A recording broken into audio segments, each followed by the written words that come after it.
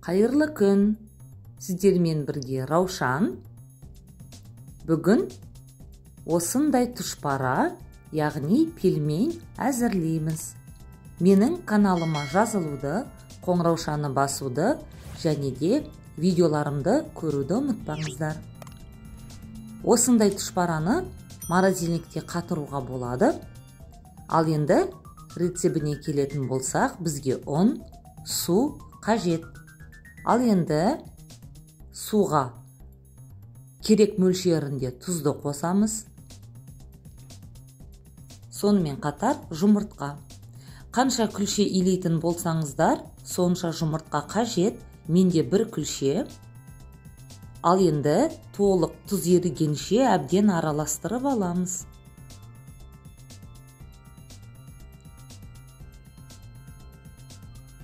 Ұнның ортасынан шұңқыр жасап, аз-аздан қосып отырып, осындай қатты қамыр илейміз. Қамырдың июі қанғанша бетін жауып қойып қоямыз. Ал енді салмасына кірсек, ең алдымен пиязды жұқалап, майда етіп турап аламыз. Міне осындай жұқа әрі майда болуы қажет.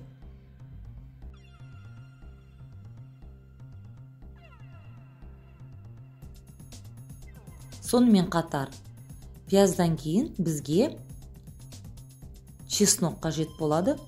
Оны да осындай майда етіп үккіштен өткізесіздер.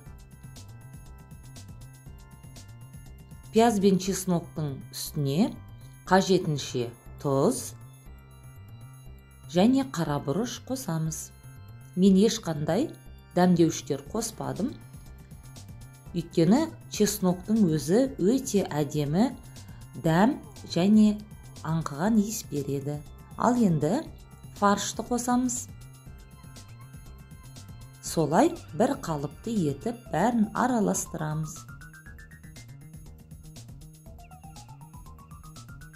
Вилкамен араластыру ыңғайсыз, сондықтан да қолмен осылай араластырамын.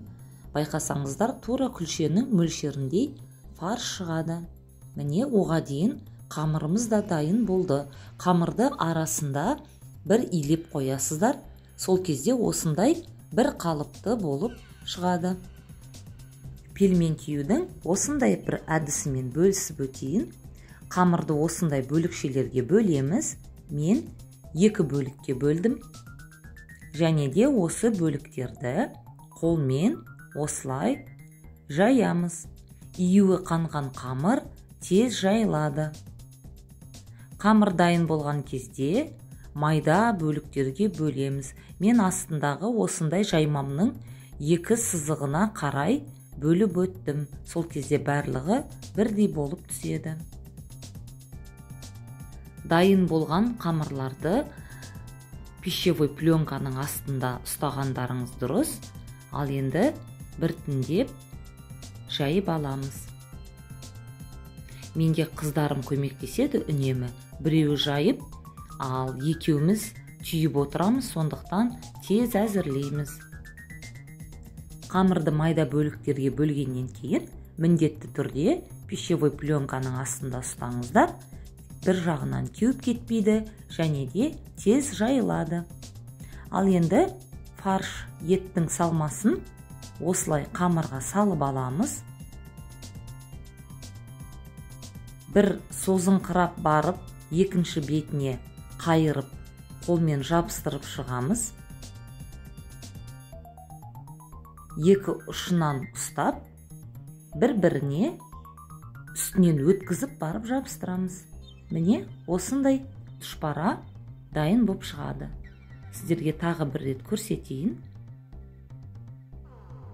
Созыңқырап жабыстырамыз.